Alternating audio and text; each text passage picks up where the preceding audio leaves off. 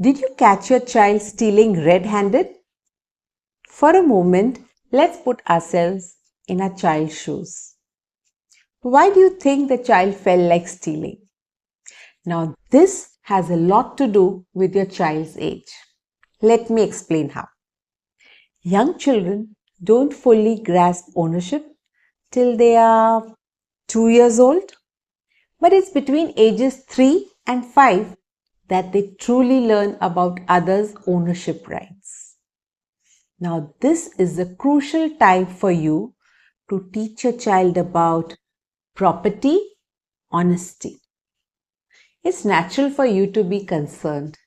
You might wonder if you've taught your child correctly or if it's just a phase. Now, coming back to why do they steal? Let's decode that. First and foremost is impulse control. Young children may have low impulse control and the need for instant gratification, as the name suggests. The child may feel the need to steal to satisfy their urges immediately. Children can resort to stealing to experience what we call nowadays as cheap thrills.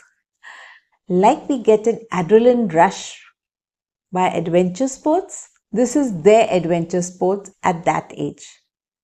And it can be pretty exhilarating.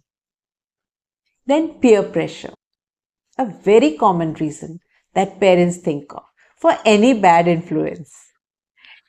In this case, it genuinely could be to impress another friend or to be accepted by peers or just the desire to fit into the so-called cool group. Children could steal if they feel jealous of someone, angry if they don't want the other person to have something anymore. Or it could be as simple as the need for attention. Yes, parents, attention is a very important reason. There could be need for attention from their parents, peers, or even their teacher.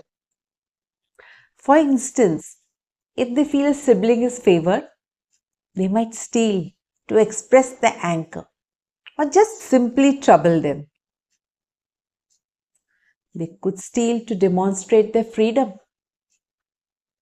They might feel a sense of empowerment by taking control of what they want without asking for permission. Stealing can make them feel like a grown-up who gets whatever they want. Unfortunately, without understanding the nuances.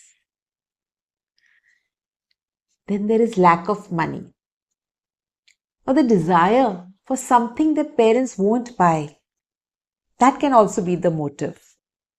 Children might feel desperate to have what they believe they need or deserve, leading them to steal. So let's go for solutions. Let's dive into what you can do when you find out your child has sticky fingers. Ready? Let's go. Step 1. Take away the stolen item. First things first, take back what was stolen. Make sure your child doesn't benefit from the theft. This shows them stealing gets them nowhere and there are immediate consequences. Step 2. Set clear consequences. Tell them, let's repair the damage. Encourage your child to make amends. Return the item, apologize, or compensate the person. This teaches them to take responsibility. Consequences should fit the crime, helping them understand the impact of their actions. Step 3. Teach what's wrong with stealing. It's time for a heart-to-heart. Explain that stealing is a big no-no in your family and community.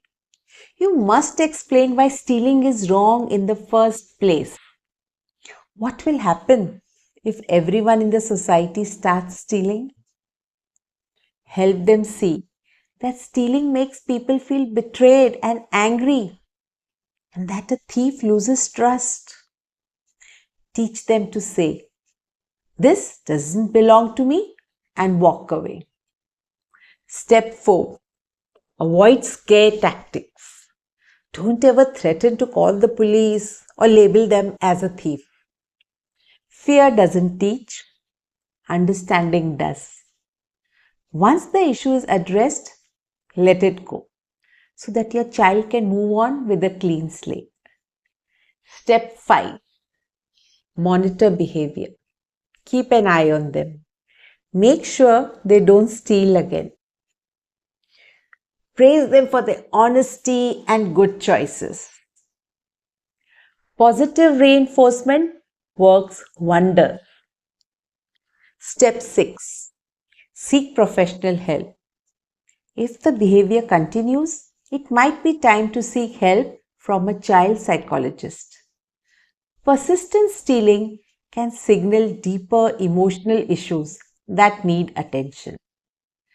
This could also be an early warning sign of kleptomania that can be worked upon at this stage.